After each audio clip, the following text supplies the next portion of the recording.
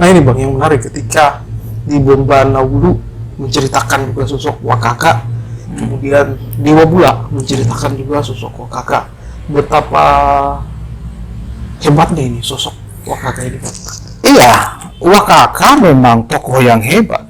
Kalau tidak hebat, tidak mungkin dia ditunjuk oleh Mia Patamiana untuk menjadi raja pertama di Buton. Ya. Kita memang sejarah di Buton ini terlalu banyak yang tidak secara utuh disampaikan. Logikanya begini, yang mendirikan Buton adalah kelompok orang yang kita kemudian mengenalnya sebagai Mia Patamiana.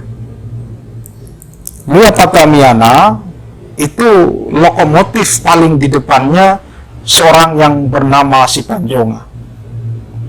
Dialah yang menginisiasi 4 orang lainnya untuk mendirikan yang kita mengenalnya sekarang sebagai Kerajaan Buton. Pertanyaan paling besarnya adalah, kenapa dia yang mendirikan tetapi tidak menjadi rajanya? Kenapa justru orang di luar Mia Patamiana yang ditunjuk sebagai raja? Ya, menarik juga bahwa perempuan Itu. Kenapa bukan si Ponjonga? Kenapa bukan si Malui? Kenapa bukan si Kamanajo? Kenapa bukan si Jawangkati? Padahal yang merumuskan berdirinya kerajaan ini adalah 4 orang mereka ini. Kenapa harus ditunjuk orang di luar dari mereka dan berkelamin perempuan? ini menarik Pak. Apa Itu soalnya? yang menarik.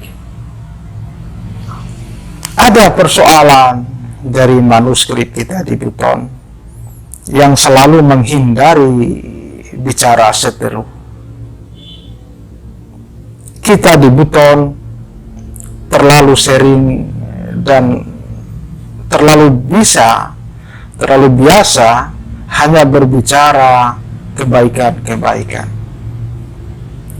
Jangan mengira di awal Buton didirikan sebagai kerajaan tidak dengan melalui perseteruan. Buton itu dibangun dari seteru-seteru, dan Wakaka yang perempuan ini adalah jalan tengah yang mendamaikan. Jangan lupa, si Panjonga datang di Buton untuk kemudian mendirikan kerajaan Buton bukan tanpa masalah. Buton lahir dari masalah-masalah yang tidak diselesaikan. Kita misalnya mendengar kisah bagaimana si Panjonga datang di Buton. Sebelum Buton berdiri, dia menaklukkan Dungku Cangya, seorang yang telah berkuasa di tubi-tubi. Ya, tapi saya kira itu bagian dari frame yang lain. Kita kembali fokus ke Wakaka. Iya.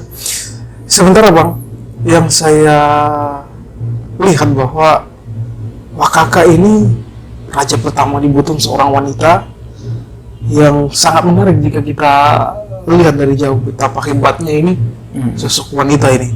Nah, yang jadi pertanyaan saya bahwa dari tadi saya bertanya siapa sebenarnya Wakaka ini. Iya, Itu sebenarnya yang masih saya anggap misteri bang. oke, kita menguji saja 2 versi yang sekarang ada di Buton yang mengisahkan muasal datang Wakaka, yang itu akan membawa kita di akhirnya pada simpulan siapa Wakaka. Ya, ya, ya. Ya, yang pertama tadi, Wakaka disebut berasal dari Arab. Dalam namanya Musarafatul Izzati Al-Fahri. Mari kita uji, benarkah Ya, ya, ya. beliau ini dari Arab? Nah, sekarang kita diperhadapkan dengan situasi di masa Wakaka menjadi raja. Kalau Wakaka dari Arab, dalam namanya Musarafatul Izzati Al-Fahri, yang oleh sebagian orang Buton dianggap sebagai turunan Nabi? Mengapa tidak dia Islamkan Buton sejak dia berkuasa? Mengapa perlu 5 raja jauh dari dia ketika Buton baru Islam? Kalau Buton, sebagaimana sebagian orang dikisahkan orang Buton, ditemukan oleh 2 orang sahabat Nabi, maka mengapa Buton tidak Islam sejak awalnya ditemukan itu? Mengapa perlu 5 raja, perlu 6 raja, barulah Buton kemudian bisa diislamkan? Kalau Wakaka adalah Musyarafatul Izzati Al-Fahri, maka pasti dia adalah Muslim. Lalu mengapa, pertanyaan besarnya, dia menjadi raja dari sebuah kerajaan yang tidak Islam? Maka menurut saya lemah versi ini. Kemudian berikutnya diuji, Bang. Kalau Wakaka, kita masuk pada bagian versi yang kedua, dia sebagai berasal dari Tiongkok. Maka kita lihat sekarang simbol-simbol di Buton yang membawa kita pada simpulan yang merujuk ke Tiongkok. Kisah Wakaka yang disebut lahir dari bambu itu membawa kita pada tafsir Tiongkok sebagai negeri tirai bambu. Kisah Wakaka yang digambarkan sebagai yang lahir dari bambu sebenarnya itu adalah perandaian dari mana ia datangnya. Tidak kita mengenal negeri dimanapun di dunia yang mengambil bambu sebagai simbolnya, kecuali hanya Tiongkok. Dan pada bagian ini, tampaknya paling tidak ya, versi yang dari Tiongkok inilah yang kira-kira lebih paling masuk akal dari yang lain-lainnya. Kemudian yang di tadi 2 bulan dengan 2 bulan. Apalagi ditambah keterangan-keterangan dari Wabula dan dari Bombonabulu. Kisah dari Bombonabulu misalnya, ketika Dungku Changia, kalau kita merujuk ke sumber-sumber lokal kita di Buton, disebut katanya berasal dari Cina. Ia adalah pimpinan armada Mongol yang dikirim Kubilai ketika menginvasi Jawa dalam tahun 1229. Tahun-tahun di mana ketika Wakaka memang mendirikan atau menjadi raja di Buton.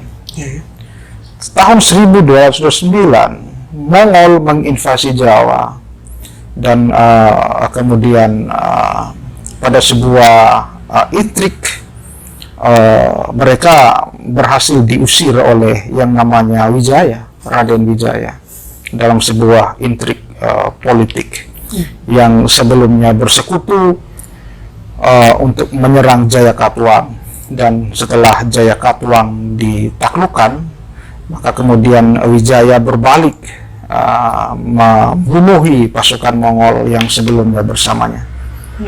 Ya, karena intrik itu pasukan Mongol kemudian tersisih di Jawa, dan menurut kisah orang-orang Buton, Dungku Changia ini kemudian tidak mau kembali ke Mongol, tetapi berlayar terus ke timur dan sampailah dia di Buton.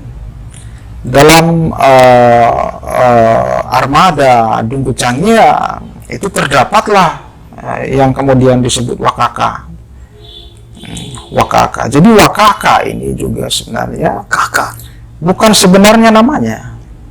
Ya, bukan sebenarnya nama. Ada nama yang sebenarnya dia, yang sayangnya sampai sekarang kita tidak punya manuskrip tertulis maupun lisan yang menyebutkan sebenar-benarnya namanya itu. Tetapi kisah dari Bombonabulu sedikit menolong kita. Ketika Dungku Changia berlayar ke timur, itu dia pertama singgah di Teluk Kontahu di Bombonabulu dan menyimpan satu kapalnya di situ. lalu kemudian meneruskan berlayar ke sekitar Wantiro sini, ada namanya saya lupa, dan terakhir dia kemudian berlabuh di Sulaa dan naik ke gunung yang kemudian dia mendirikan kerajaan Tobi-Tobi.